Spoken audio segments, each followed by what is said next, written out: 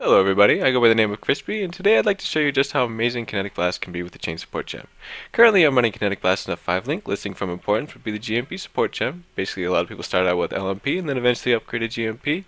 And I just have this is standard for a lot of Kinetic Blast builds. Now for my third Support Gem I have Chain. Now keep in mind the mana multiplier attached to this as well, and there's also some quality on there. Now you don't have to have quality, it does help a little bit with the clear speed, it definitely helps with the functionality with Kinetic Blast, and how it gets all the explosions to go off a little bit faster, but again, it's not needed, it's just a few more chaos, get it if you want it. Now, my fourth link would be Weapon Elemental Damage. This is the bread and butter of my build in terms of how I get all the damage. Everything's from the auras, so with this gem you can really see the increase. Obviously you want to have this, probably it's debatable between whether you want this before Chain. If you're running the elemental auras you probably do, but again this is what you want in a 4 link for Kinetic Blast with Chain, and that's all you need. You don't need a 5th link if you can afford one, and you can still clear just as fast and do just as much damage as you want to. Now keep in mind I am low life, so I had to run Blood Raids, and I'm also using Life Fleets, and the reason why I'm using Life Fleets is because you can see to the left that a lot of my damage is elemental damage, and it's really hard to leech back all of my energy shield pool with just physical damage with the blood raids that I'm running. So I have life leech attached to it, but I mean if I didn't really worry about that, or if I had a little bit more physical damage, or if I had Vault Pact, which I'll probably have at level 90, then I'll probably end up trying to swap this for concentrated effect, because that has really boosted the damage, but that's not really important right now, because right now there's plenty of damage. You're clearing 6-man party 74 maps with ease. There's no issues with any blue packs, with any white packs whatsoever. If nothing else, your problem is going to be with single target. Now for my single target, I currently have Power Siphon, which has a little bit of quality, but it's not really that important. I have Faster Attacks as my second link, which I feel is very important, because the faster you're attacking with Power Siphon, the more damage you're going to basically output as time goes on, so to speak. My third link was Weapon Elemental Damage, because as I said before, this is a lot of my bread and butter for my damage.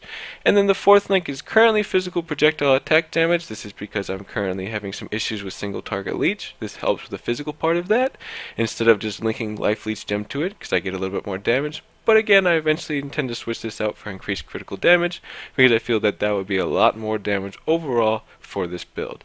Now as you can see up top, where I'm running about 7 auras right now, and they're all scattered across my gear and whatnot, but one thing that I did want to point out was my Blood Rage. Now I currently have it at level 19, it's got 20% quality, which I think 20% quality is very important if you go low life, but I don't need to explain that to anybody who's already doing this, so to speak.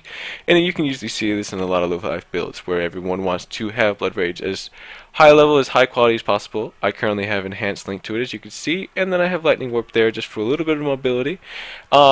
Keep in mind that I'm using a Solaris Lorica plate. That's no energy shield. It's kind of tough to get a pull from that, in addition to using an Archon Kite Shield, a Prism Guardian, and that's kind of also a very interesting thing to try and factor into this build, because you don't have any energy shield, and making a big energy shield pool without a shield and a chest is very tough, as I've found out.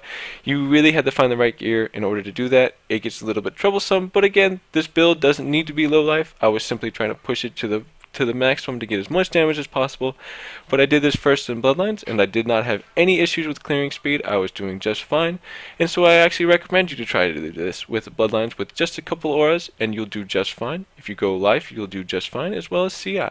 But again, I currently have Wrath, Anger, and Discipline linked to my Prism Guardian, because I want to get as much energy shield and as much damage as I could.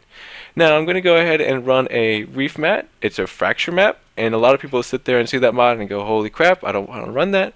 But this is the best way for me to demonstrate this build. I understand that it's level 68, but it was very tough for me to get a Fracture map of a higher level. I have pack size and stuff like that, and I also have some other videos linked to my YouTube channel that you're welcome to watch, where I go into those maps and I go ahead and clear those maps, and you can see how well I do both in closed areas as well as opening areas. But before I go any further, let me just go ahead and start this map, and I'll go ahead and start talking to you about what's going on and why the build is doing as well as it is. Now keep in mind, my mana cost on Kinetic Blast is 79, in addition to the fact that if you see on my tree, I have a little bit of mana reduction. It's not really super important for other people, because a lot of people have a much bigger mana pool, but I really don't have that much of a mana pool to work with, so it definitely helps for the quality of life when I do this build. Now as you can see, I kind of just grab as much of the aura effectiveness nodes as I can. I did go for as much AoE as possible, because I think that did factor in, and I did make sure to grab all the power charges, because with Wanderers, you have to have power charges. That's almost a given. It's a main source of your damage, and that's just something you want to do. Now, I do have the Wand node with Wand Slinger, and I did want to pick up Fulisad. I may not have pronounced that right, but again, that's basically with the power charges. You want that with the Wander. I can't stress that enough. I picked up some crit multiplier, more aura nodes, and I basically wanted a little bit of dexterity from the tree because I really don't get that much elsewhere, so I went towards coordination, through the projectiles, through sniper, and I also wanted the critical over here because obviously the more critical the better off you're going to be. I picked up Gross Reaver because I'm low life, and obviously as I get further in levels I want to respec a little bit out of probably some of the crit damage and pick up Volpack down here. But let's go ahead and show off this build, and I'll go ahead and start talking to you about what's going on. So a main source of this damage is through the Herald of Ice explosions, and so sometimes it doesn't proc, which is okay because I'm not critically, but as the map gets started you'll start seeing a lot more of what's going on. And I do apologize for my keyboard background noise. I do play a little bit of first-person shooters, and so I did like to have the red switches, but again, not necessarily the best for YouTube recording videos for Path of Exile. Now, as you can see, I'm not really having many issues with keeping my energy shield pool up because of that Life Leech gem. Obviously, I'm running Blood Magic, or Blood Rage, I apologize. And I really like to spam into it, obviously with the Oxium Chain Belt, which I may not have shown on the build, but I do have that on. It definitely helps with the Mana Leech part of this build. And you can also notice that my mana is pretty much staying where it needs to because I'm also running a lower level clarity. If I could run a higher level clarity, it probably would be a little bit better off. But just a little bit of mana regen definitely helps in terms of the quality of life for making sure that I can go into packs and attack as fast as I want to. And I do apologize for any times the screen gets a little bit particly, so to speak, where it kind of freezes up. I think that definitely factors into the fractured part of the map.